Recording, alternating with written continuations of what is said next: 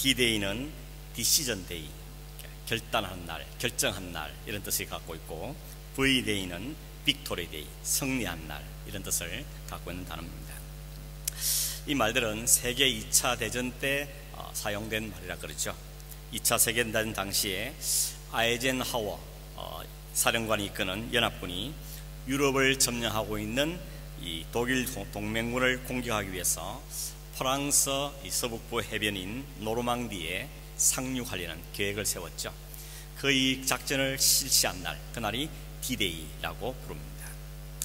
당시 독일 측에서는 사막의 여우라고 불리는 롬멜이라는 장군이 그 노르망디를 지키고 있었는데, 롬멜은 연합군이 프랑스로 들어오면 상당히 곤란해진다 하는 걸 알고는 해변을 지키는데 특별히 강조점을 두었습니다. 대단히 경계를 강화했던 것이죠. 근데 그쯤에 바닷가에 이 안개가 너무 짙게 떠는 며칠이 있었습니다. 안개가 너무 심하니까 이런 안개 속에 어떻게 사람이 움직일 수 있겠는가, 그렇게 생각하고는 며칠 동안은 별일 없겠구나 이렇게 판단을 해서 마침 생일을 맞이한 아내를 생일 축하하기 위해서 비행기를 타고 베를린으로 날아갔습니다.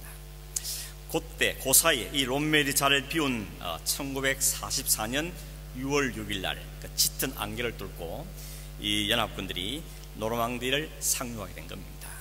이 상륙 작전을 위해서 연합군이 독일을 밀어내고 드디어 2차 대전을 끝내는 그런 기회가 된 전개가 된 것이 바로 이 상륙 작전이다 이렇게 말하고 있습니다. 그래서 또 말하기를 그 2차 세계대전은 이미 이 D-Day 때 노르망디 상륙 작전으로 이미 성패가 끝난 거다 이렇게 말들을 하고 있습니다.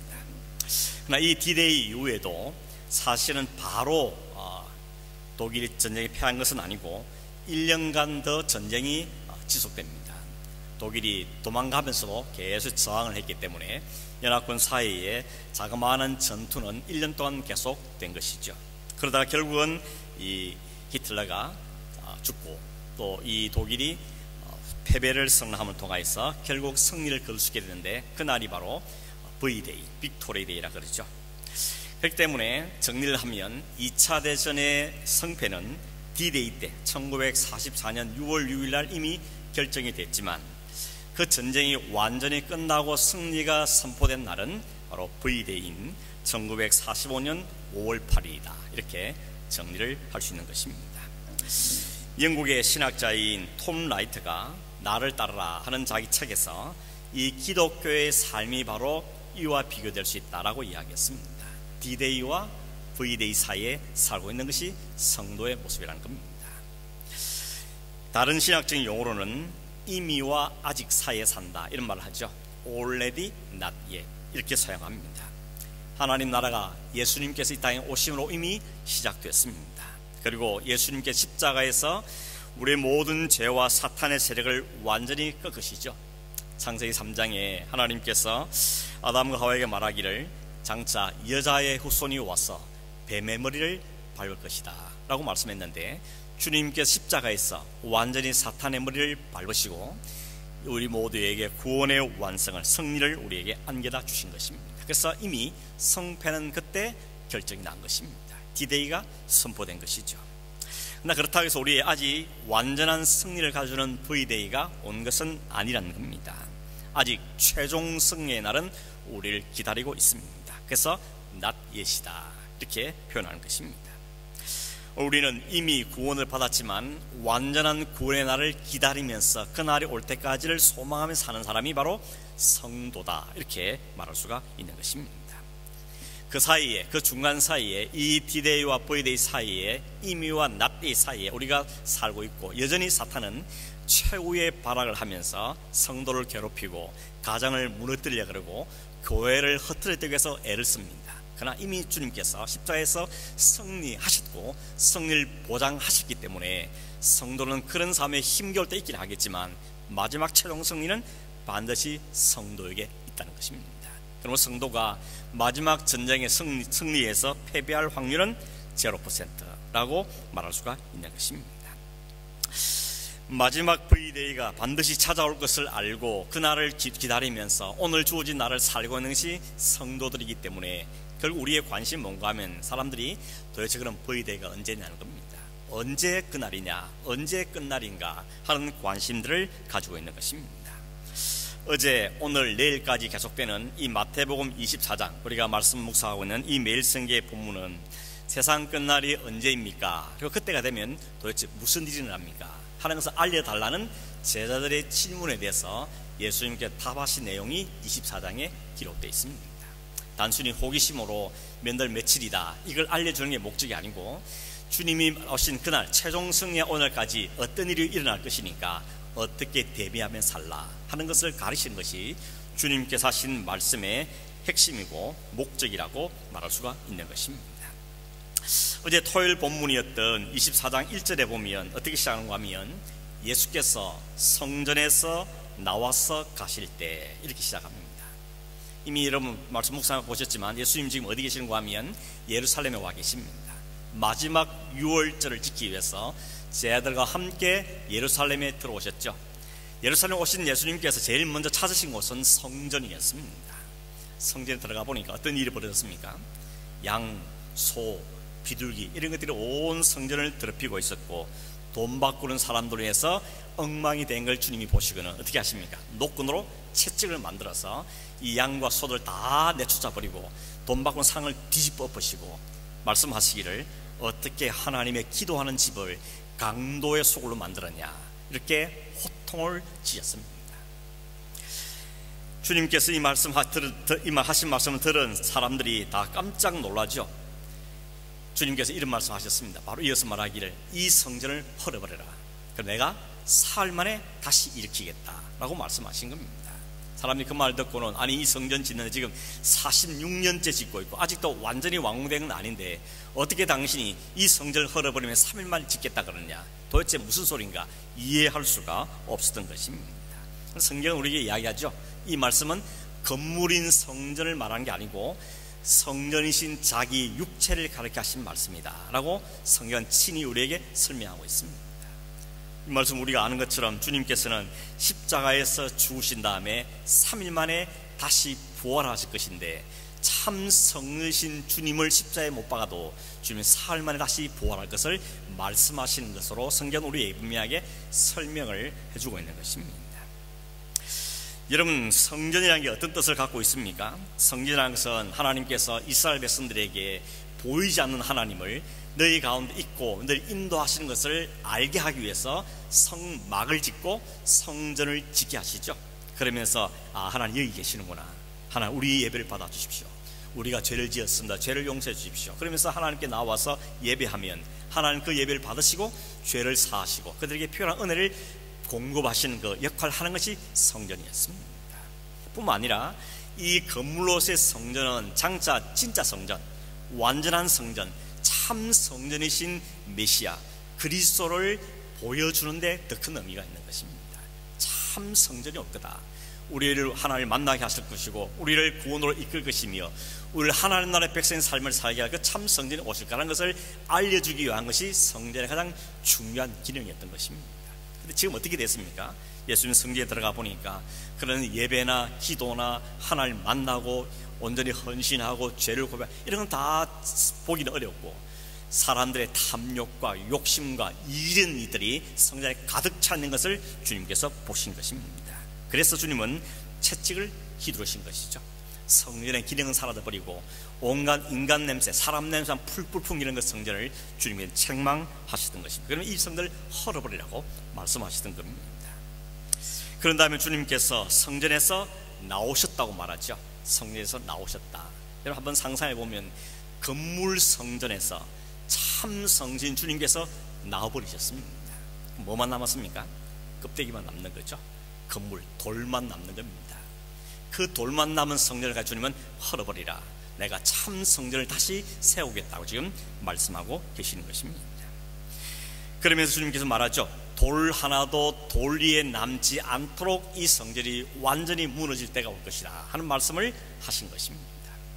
제자들과 유대인들이 두 번째는 더 놀란 겁니다. 아니 어떻게 하나님의 집을 가리켜서 저렇게 신성 모독에 말할 수 있는가, 이 성전이 하나님의 집인데 어떻게 성전이 무너진다고 말할 수 있는가 라는 생각을 하게 된 것이고, 한편으로 뭔가 하면 이 유대인들과 제자들 생각에는 성전이 무너진다, 그 세상의 끝이라는 것입니다. 이 사람들은 머릿속에 뭐 있는가 하면 이 성전이 멸망한다는 것은 세상이 끝나는 것하고 이게 등식이 딱 성립되어 있는 것입니다. 그렇기 때문에 주님께서 성전을 돌 하나에 돌 남지 않고 무너질 거라는 그 말씀을 들었을 때 사람들은 깜짝 놀라고 충격을 받게 된 것이죠. 그런 그들의 주님께서 오늘 15절 말씀에 다니엘이 말한 말을 기억하라고 이야기합니다. 다니엘의 말을 인용하기를 멸망에 가정한 것이 거룩한 것에 선 것을 보거든 그날이 왔다는 걸 알라는 겁니다. 멸망에 가정한 게 뭐겠습니까? 하나님의 성전을 더럽히는 우상을 이야기하는 거죠. 그 우상에게 단지 형상만이 아니고 하나님의 영광을 가로막고 하나님을 더럽히고 거부하는 모든 것들이 다 우상에 속한 것입니다. 그 멸망에 가정한 것이 거룩한 곳 성전에 서는 걸 보거든 종말이 왔구나, 끝이 왔구나 라고 생각하라고 다니엘이 이야기했던 것입니다. 역사적으로 다니엘이 했던 이 일이 일어났던 일이 언젠가 하면 BC 168년에 수리아 왕이었던 안티오쿠스 에피파네스가 예루살렘을 침공해 들어옵니다. 그리고는 성전 안에다가 제우스 상을 거기다 세웁니다. 그리고 그 제단에다가 돼지를 갖다가 잡아서 제물로 드립니다. 그리고 돼지 피를 성 안에 다 피를 뿌리는 것입니다. 여러분, 돼지는 유대인들이 부정한 짐승을 꼽는 대표적인 짐승이 아닙니까? 그런데 이 사람들이 거기다가 제우스 신상을 세우고 돼지 풀을 뿌렸습니다. 돼지가 유대인들에게는 가장 부정한 짐승이지만 이 헬라 사람, 당시 사람들에게는 부와 명예와 풍요를 상징하는 짐승이었다 그럽니다. 그러니 부와 풍요를 상징하는 그 돼지를 그다 잡아놓았던 것입니다. 다니엘의 그 예언이 실제적으로 BC 168년에 이루어졌는데 주님이 그 다니엘의 말씀을 다시 인용하면서 이 일이 다시 일어나게 할 거라고 합니다. 다시 멸망에 가장한 것이 성전에 서는 날이 올 거라고 이야기하는데 그게 이루어진 것이 약 한 이 말씀 이후에 한 40년 후에 AD 70년에 일어난 로마의 티투스 장군에 의해서 예루살렘 성이 함락당하고 성전이 파괴된 일을 말하고 있는 것입니다. 예수님이 이 말씀 하실 때가 시간을 따지면 AD 한 30년에서 33년 정도 됩니다. 그 예수님이 말씀 하신 다음에 한 20년 정도 후에 AD 한 50년경에 로마에 대해서 적극적으로 대항하는 독립군들이 생겼습니다. 마치 일본의 한거에서 독립운동하던 만주에서 막 각종에서 하던 일처럼 이 독립하는 사람들이 생겨나서 아주 무력으로 뭉쳐서 본격적으로 로마에 대항하는 세력들이 생겼습니다. 그러다 보니까 이들 진압하려는 로마 군대와 이 독립군이 서로 심심찮게 충돌이 일어난 것입니다. 그러다가 AD 66년에 큰 전쟁이 벌어지는데 아주 이 본격적인 전쟁이 벌어지는데 그 전쟁이 4년이나 끌었습니다. 4년 후에 로마의 티투스 장군이 이 로마 군대를 이끌고 와서는 예루살렘을 포위하고 성을 불태우고 성전을 다 파괴하고 진짜 돌 위에 돌 하나 남지 않을 만큼 성전을 완전히 해파버린 것입니다. 이것이 이스라엘 역사상의 가장 비극적인 전쟁이라고 기록하고 있습니다.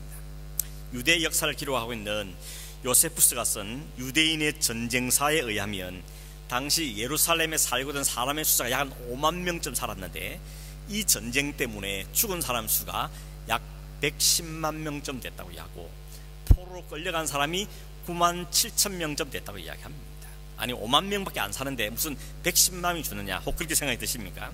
이때가 6월절 절기이기 때문에 각 지역에서 몰려온 사람에서 인산인해를 이룬 그때의 이런 전쟁이 이 티투스 공격이 있었기 때문에 엄청난 사상들을 내었다고 설명하고 있는 것입니다. 그리고 이 티투스 장군이 예루살렘 성을 함락한 다음에 거기다가 로마의 황제를 상징하는 로마의 깃발을 갖다가 꽂았던 것입니다. 멸망에 가장한 것이 거룩한 곳에 선 일이 벌어졌다는 것입니다. 이렇게 예루살렘 성전이 짓밟히고 혹은 그 안에 돼지 피가 뿌려지고 돼지가 제물로 드려지고 이방 황제의 깃발이 꽂히는 이런 멸망에 가장한 것들이 거룩한 곳에 서 있는 것, 그게 바로 주님께서 마지막 날의 모습이라는 것을 이야기하고 있는 것입니다. 이 일이 다시 한번 우리에게 임할 것을 주님께서는 말씀하고 있는 것이죠. 그날에 오면 하나님의 거룩한 것들이 더럽혀질 것이라고 말합니다. 단지 성전만이 아닙니다. 성전인 그리스도인들이 더럽혀지는 것입니다. 하나님의 성전인 하나님의 가정이 더럽혀질 것이고 거룩한 교회 공동체가 세상의 가치관과 세상을 살아가는 그 마음들로 더럽혀질 것을 말씀하고 있는 겁니다. 그 날이 바로 마지막 때에 나타난 현상이라고 주님은 말씀하고 있는 것입니다. 그러니 오늘 우리가 살고 있는 이 시대가 환난의 때요 마지막 때라고 구정하기가 어렵다고 말할 수 있는 것입니다. 그러면 주님께서 그런 날이 오면 어떻게 하라고 말씀하신지를 16절, 17절에서 그리고 20절 사이에 몇 가지를 이야기하고 있습니다. 우선 16절에 보시면 뭐라고 말한가 하면 유다에 있는 자들은 산으로 도망가라 라고 말씀합니다. 여러분, 사실은 산으로 도망가는 게 맞는 게 아닙니다. 왜냐하면 그 당시 옛날에는 다 성을 쌓습니다. 왜 성을 쌓습니까? 성 안에 들어가서 보호를 받기 위해서죠. 마치 적군이 쳐들어오면 이 파수꾼들이 나팔을 불면 다들 밭에 나갔던 사람이 다 성 안으로 다 들어가고 성문을 굳게 잠근 다음에 그 성을 지키는 게 일반적인 모습인 것입니다. 그러므로 성 안으로 피해라 해야 맞는데 주님께서는 성 안으로 피하라고 말지 안 하고 산으로 도망가라고 말씀하고 있습니다. 왜냐하면 그 성 안에 들어가 봐야 그 성은 멸망한다는 것입니다. 견딜 수 없다는 것입니다. 이겨낼 수 없다는 것을 말씀하고 있는 것입니다. 그럼 왜 산이냐? 산은 이스라엘 백성 유대인들에게는 특별한 의미가 있는 곳이죠. 그 산은 하나님을 만나는 장소로, 하나님 말씀을 받는 장소로, 하나님의 보호와 임재를 상징하는 것으로 많이 사용되고 있는 것이 성전의 산입니다. 모세가 하나님을 만났던 곳이 호렙산이죠. 하나님 말씀을 받았던 계명을 받았던 곳이 신의 산이었고, 예수님이 산상수훈 말씀을 선포했던 곳이 산상수훈 선포했던 것이 바로 산이었고, 지금 이 말씀하고 있는 곳도 감난산에서 이 말씀을 하고 있는 것입니다. 시편 120편 1절 2절에 보면 우리 잘 아는 말씀이 있습니다. 내가 산을 향하여 눈을 들리라. 나의 도움이 어디서 올까? 나의 도움이 천지를 지으신 여호와에게서로다. 산을 쳐다보면서 여호와의 도움을 구하고 있던 것입니다. 산은 하나님의 도움, 하나님의 보호를 상징하는 의미로 성경에 기록되고 있는 것입니다. 그러니 지금 주님께서 환난의 때가 오면 산으로 도망가라 하는 말씀은 무슨 뜻이겠습니까? 우리의 진짜 보호자 될 수 있는 하나님께로 피하라는 것입니다. 너희들이 쌓은, 인간이 쌓은 성은 너희들이 보호할 수 없다는 것입니다.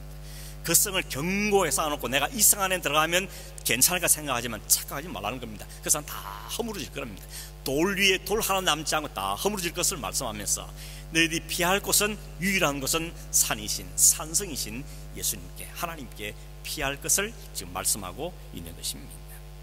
17절에 보면, 18절까지 보면 지붕 위에 있는 자는 집안에 있는 물건을 가지러 내려가지 말고 밭에 있는 자는 겉옷을 가지러 뒤로 돌이키지 말라라고 말씀합니다. 여러분, 지붕 위에 있습니다. 우리 말은 이 뾰족한 지붕이 아니죠. 이스라엘은 평평한 지붕에 있는데 그 지붕에 있다가 환난을 만나면 어떻게 하라는 겁니까? 집 아래로 내려가지 말라는 겁니다. 집 안에 왜 내려가지 말라는 겁니까? 거기에 있는 기중품, 내가 소중한 걸 챙기러 가지 말라는 것을 말하는 겁니다. 그거 챙길 시간이 없다는 겁니다. 그것으로 너희들이 사는 게 아니라는 것을 말씀하고 있는 것이죠. 살아생겨 이게 제일 가치 있는 걸 생각하고 가치 있는 거 어디에 둡니까? 바깥에 둘 사람 없죠. 차 안에 둡니까? 집 안에 보물을 보관하는 것처럼 집안에 내가 가장 소중한 거, 가장 좋은 거, 귀한 걸 집안에 두었는데 그 아까워서 그 가지로 집안에 내려가지 말라는 것입니다. 그것은 환난 날은 아무 소용이 없는 것을 이야기하고 있는 것이죠. 또 뭐랬습니까? 밭에 있는 자는 겉옷을 가지러 뒤로 돌이키지 말라 그럽니다. 유대인들은 우리나라도 그랬지만 성 바깥에 밭도 있고 논도 있지 않습니까? 그래서 나가서 일하고 또 일이 끝나면 저녁에는 들어와서 성 안에서 지내게 됩니다. 근데 바깥에 있을 때 이런 환난을 만나거든 겉옷을 가지러 안으로 들어가지 말라 그럽니다. 유대인들은 그랬답니다. 일하러 가면 이 두꺼운 정장 같은 옷은 집에다 두고 일할 때는 아주 간편한 옷차림을 갖고 일하러 가는데 갑자기 환난이 나오면 외투 챙기고 겉옷 챙기고 그러려고 집에 가지 말라는 것입니다. 빨리 산으로 도망가라고 말씀하고 있습니다. 여러분, 누가복음 17장 30절에 보면 비슷한 말씀하고 있는데 그때는 이렇게 말합니다. 롯의 아내를 기억하라 라고 말합니다. 롯의 아내가 뭐 했습니까? 소돔과 고모라가 하나님의 심판을 받아서 유황불로 심판을 당할 때 천사가 와서 그들을 끌어내면서 절대 뒤돌아보지 마라, 저 산을 향해서 곧바로 가라 그러고 말했는데 불구하고 롯의 아내는 어떻게 했습니까? 집에 두고 온 그 폐물, 집에 두고 온 그 귀중한 것, 그게 아깝고 그게 생각이 나서 미련을 두고 성을 향하여 뒤로 돌아봤다가 소금기도로 바뀌고 만 것이죠. 그 롯의 처를 기억하라는 것입니다. 미련 두지 말라는 겁니다. 이 땅에 가장 소중히 생각했던 것이 마지막 날의 심판에 그게 진짜 귀중한 거냐 생각해 보라는 것입니다. 지금은 애지중지 생각하고 이거 무슨 못 살 것 같은 것들이지만 마지막 끝날 날에 이것들은 우리의 인생에, 우리의 삶에는 아무런 소용이 없고 아무런 가치가 없게 되는 사실을 잊지 말라는 것입니다. 그걸 기억하면서 살라는 것이 바로 이 말씀의 의미라고 이해할 수 있는 것입니다. 19절에는 여러분, 그날에는 아이 벤 자들과 젖먹이는 자들에게 화가 있을 것이다 라고 말합니다. 여러분, 아이를 잉태했습니다. 그리고 아기를 젖먹이 아이를 가졌습니다. 이게 얼마나 가정의 행복입니까? 집집마다 아기를 놓고 그 아기를 쳐다볼 때마다 웃음꽃이 피지 않습니까? 손주는 더 기쁘다면서요. 저도 우리 딸이 손주를 빨리 낳아야지 그 기쁨을 맛볼 수 있을 텐데 기다리고 있는 중이긴 합니다. 그런데 환난 날이 오면 아기를 가진 임산부나 혹은 젖먹이 아이를 가진 것이 오히려 화가 될 거라는 것입니다. 그렇겠죠. 전쟁이 벌어지고 환난이 당하면 그 임산부가 피난이 얼마나 힘들어지겠습니까? 젖먹이 아이를 안고 있는데 또 몰래 숨어 있는데 아이가 울어버리면 온 가족이 몰살당할 수 있는, 그러므로 그게 오히려 화가 될 것이라고 말씀하고 있는 것입니다. 실제로 여러분, 유대의 전생사에 의하면 예루살렘이 멸망당할 때 미처 피하지 못했던 유아들 그리고 임산부들, 이들이 예루살렘에 많았다 그럽니다. 그 성이 포위되니까 식량도 부족하고 굶어 죽고 하는 일들이 비일비재하게 일어났던 것이 바로 그 시대였다고 설명하고 있는 것입니다. 이 말은 마지막 시대 되면 결혼도 하지 말고 애는 더 낳지 말고 그 말씀이 아닌지 아시죠? 애를 낳는 게 불필요하다 그 말씀하는 것이 아니라, 당시 내가 가장 소중히 여기고 내 행복을 줄 것 같고 모든 기쁨을 줄 것 같아도 그것이 마지막 날에 그것은 다 두고 가는 것입니다. 다 털고 가야 되는 겁니다. 하나도 가져갈 수 있는 것이 없다는 것입니다. 진짜 소중한 생각이, 소중한 여긴 것이 뭐냐를 다시 한번 생각하라는 주님의 말씀인 것입니다. 20절에는 이렇게 말합니다. 도망가는 일이 겨울이나 안식일에 되지 않도록 기도하라 라고 말합니다. 주님, 제발 그 날이 안식일에 되지 않게 해주십시오. 겨울에 일어나지 않게 해주십시오. 그렇게 기도하라고 말씀하고 있습니다. 이스라엘의 겨울이 우기라 그러죠. 비가 많이 온 계절이라는 겁니다. 날씨도 추운데 비까지 추럭추럭 내리면 도망가는 게 얼마나 불편하겠습니까? 더구나 만약 그 날이 안식일이다. 안식일이라는 율법에 의하면 20km 이상 유대인들이 여행을 못하게 했기 때문에 도망가는 게 더 어려운 것입니다. 그러니 그런 날에 환난이 임하지 않도록 기도하라고 주님은 말씀하고 있는 것입니다. 실제로 BC 168년에 그 안티오코스 에피파네스가 공격했을 때 그 날이 안식일이었답니다. 그런데 하필이면 안식이기 때문에 유대인들이 더 무방비 상태로 당할 수밖에 없었다, 그렇게 기록을 하고 있는 것입니다. 16, 17, 18, 19, 20절에서 그 환난의 때가 얼마나 처참하고 비참할 것이 주님께서는 말씀하고 있는 것이죠. 110만 명이 죽임을 당하고 9만 7천 명이 포로로 끌려가고, 그것뿐만 아니고 질병과 기근으로 해서 그 고통들, 전쟁이라는 고통에 의해서 사람이 장례식도 치를 수도 없고, 심지어는 너무 먹을 게 없으니까 자식을 잡아먹는 이런 안타까운 일이 벌어진 것이 환난의 때 일어났던 현상이라는 것을 말하면서 마지막 날에 그 날이 다시 임할 것을 주님은 우리에게 말씀하고 있는 것입니다. 얼마나 끔찍한 일입니까? 여러분, 중요한 것은 이렇게 마지막 날에 대해서 성경이 말씀하고 있고, 지금 제자들에게 또 이 유대인들에게, 오늘 성경은 우리에게 그 마지막 날이 반드시 올 것이며 그 날에 우리에게 이런 일이 있을 거라고 말씀하고 있는데, 중요한 것은 이 주님의 말씀에 사람이 어떻게 반응했냐는 것입니다. 유대인들이 어떻게 반응했습니까? 제자들이 어떻게 반응했습니까? 다들 듣지 않습니다. 제자들마저도 그 말은 관심이 없습니다. 오히려 천국이 이루어지고 하나님 나라 이루어지고 자기들이 한 자리 할 것, 그게만 온통 관심이 있지, 그 날이 되기 전에 그 마지막 날 올 때에 이뤄질 환난에 쓴 생각지를 안고 있더라는 것입니다. 어느 때와 같다 그럽니까? 노아의 때와 같다고 이야기했죠. 노아 때 어떤 때입니까? 노아가 방주를 지으면서 하나님이 물로 심판한다 그랬다. 제발 하나님 말씀 듣고 회개해야 된다. 그리고 이 방주 안에 우리가 들어가야만 산다. 하나님 우리에게 방주를 피할 길을 주셨다. 그러니 우리가 회개하고 하나님께 돌이키며 이 방주 안에 들어갈 준비를 해야 된다, 그렇게 말했는데 100년 동안 방주를 지면서 눈에 보여주면서 말했는데도 불구하고 한 사람도 노아의 말에 귀를 기울이지 않았죠. 오히려 다 조롱하고 비웃고, 비가 내리기 시작할 때까지도 그들은 아무도 노아의 말을 듣지 않았습니다. 그러다가 모든 사람들이 다 홍수로 심판을 당하고 말았던 것입니다. 여러분, 심판이 끝났을 때 하나님께서 무지개를 보여주면서 다시는 물로 내가 이 세상을 심판하지 않겠다라고 말씀하셨습니다. 그런데 성경을 쭉 계속 읽어보니까 마지막 날에는 불로 심판한다 그러죠. 불로서 심판의 날이 올 것이다 라고 말씀하십니다. 여러분, 놀라운 건 뭔가 하면 하나님이 심판하기 전에 반드시 피할 길을 먼저 말씀해 주시냐는 겁니다.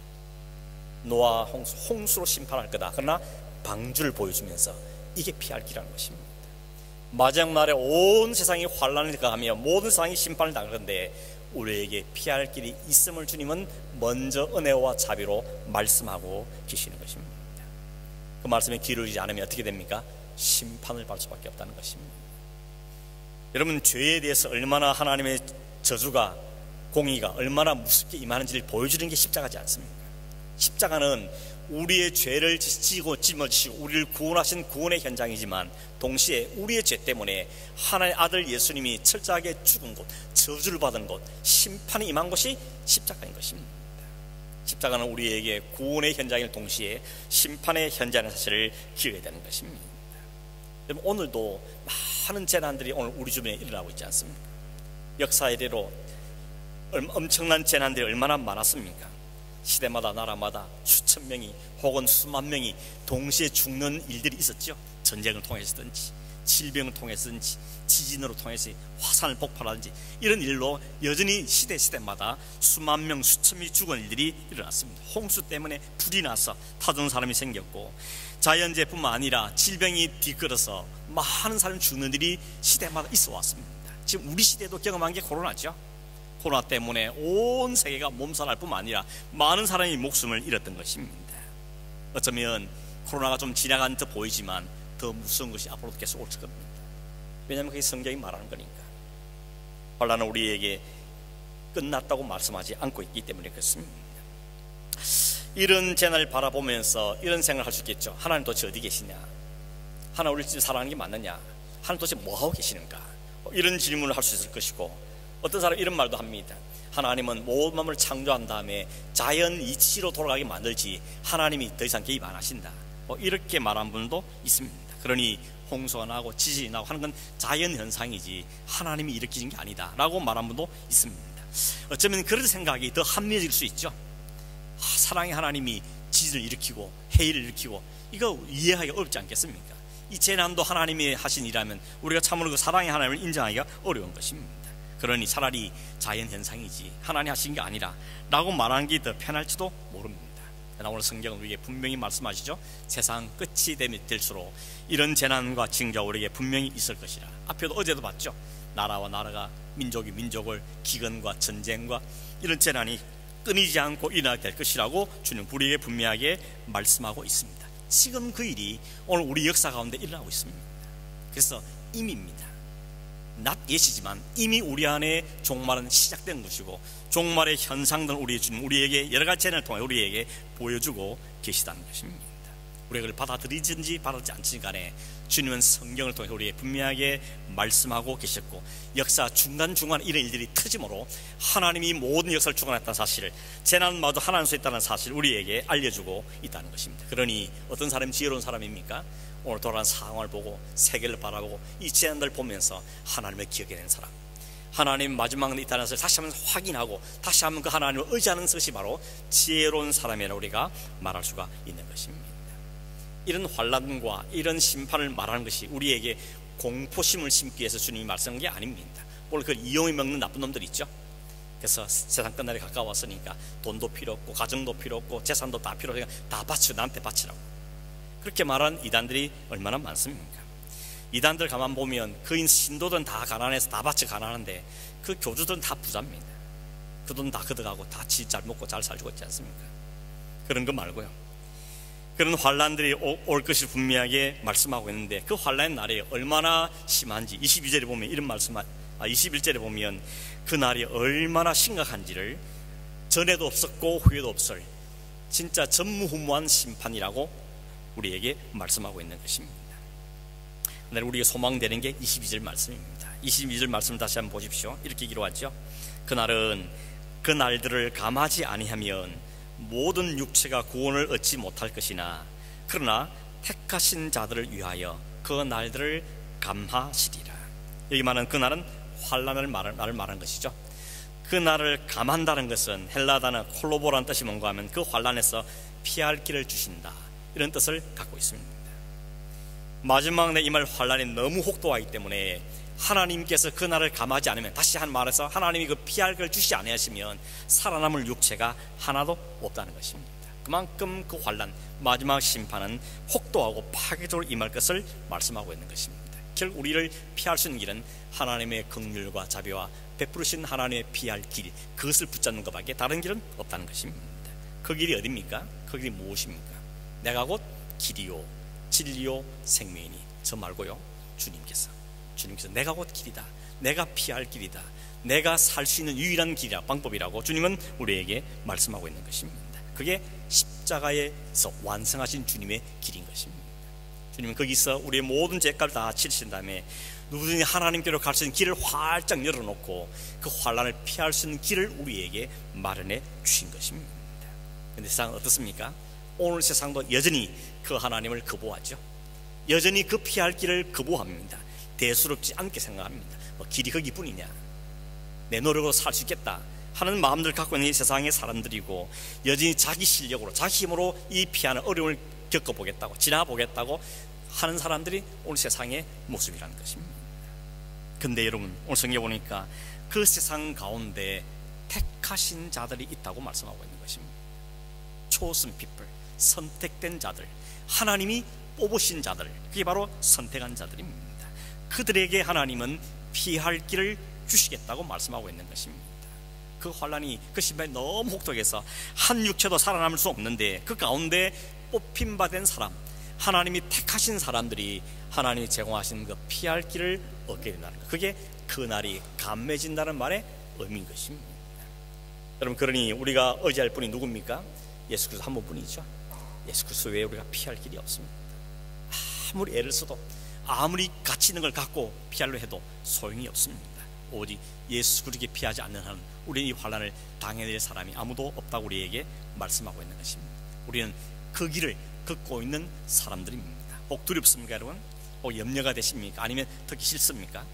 우리 어떤 마음에 관계없이 주님은 우리의 분명히 이 말씀을 선포하고 계십니다. 그리고 우리에게 길을 반드시 제공해 주셨습니다. 우리 땅에 사는 동안에 우리가 살아가는데 필요한 것들이 많죠.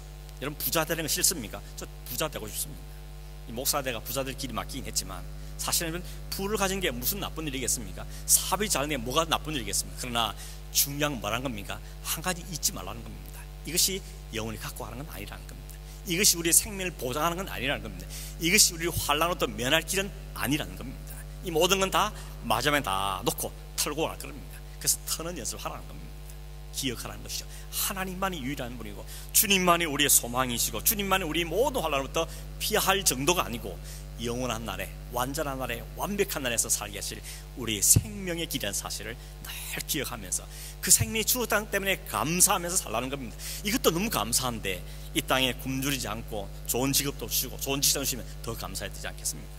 더 주를 위해 살기로만 찬송하는 살아지 않겠습니까? 그것이 바로 성도의 삶인 것을 우리에게 말씀하고 있는 것입니다. 여러분, D-Day가 이미 시작됐고 V-Day가 있다는 사실이 현실을 부정하는 말이 아닙니다. 현실에 포로로 살지 말라는 겁니다. 현실에 지배당하지 말라는 것입니다. 우리 육신은 다 갈지 않겠습니까? 아직까지는 그래서 건강에 문제가 없다 싶어도 또 언제든지 문제가 올 겁니다. 생각지 않은 날에 올 겁니다. 그때 그 날이 왔구나, 그러나 내 생명, 내 안에 새로운 생명이 있으니 감사할 뿐이다 하는 고백이 우리에 나오는 것이 성도의 삶인 것을 말씀하고 있는 것입니다. 여러분, 우리 모두가 다 그 길 갖고 있는 사람들인데 소망이 있어야 되죠. 목표가 있어야 되죠. 끝이 무엇이 알고 가야지 않겠습니까? 그래야 갈만하지. 그 끝이 없으면 어떻게 견디겠습니까? 어떻게 살 수가 있겠습니까? 주님은 우리에게 이 말씀을 하고 계시는 것입니다. 마지막에 택하신 자들을 위해서 내가 피할 길을 이미 마련해 놓았다. 그 일을 완성해서 내가 왔고, 내가 십자가의 그 일을 완성할 것이다. 이 예수를 믿는 자에게 이 생명이 주어질 것을 우리에게 분명하게 말씀하고 계시는 것입니다. 여러분, 이 환난 날에, 이 어려운 세상 속에 이 믿음을 갖고 담대하게 또 즐겁게 감사하며 믿음으로 헌신하는 삶을 살아가는 저런 되기를 주의 이름으로 축원합니다. 기도하겠습니다. 고마우신 하나님 아버지, 우리의 생애를 돌아볼 때 만족할 때가 별로 없고 늘 불안과 염려와 걱정이 많고 또 이해할 수 없는 것도 많은 세상에 사는 것을 주님 앞에 고백합니다. 그러나 우리의 분명한 목적지가 어딘지, 그 길 가는 데에 무슨 일이 일어날 것인지, 어떻게 그 길을 이어나갈 수 있는지를 오늘도 말씀에서 우리에게 말씀해 주셨사오니 그 길을 걷는 줄이 되게 하시고, 그 안에 소망을 발견한 줄이 되게 하시고, 그 믿음 때문에 오늘 주는 이 삶을 감사함으로 살고 열심히 살며 행복하게 살고 그 주님 때문에 찬송하는 삶을 사는 저희 되게 하시고, 우리의 모든 소망을 주님께 두고 이 땅에 없을 때 두는 것이 아니고 주님께 소망을 두고 감사하며 사는 인생이 되게 하여 주시옵소서. 그러고 예수님의 이름으로 기도하옵나이다. 아멘.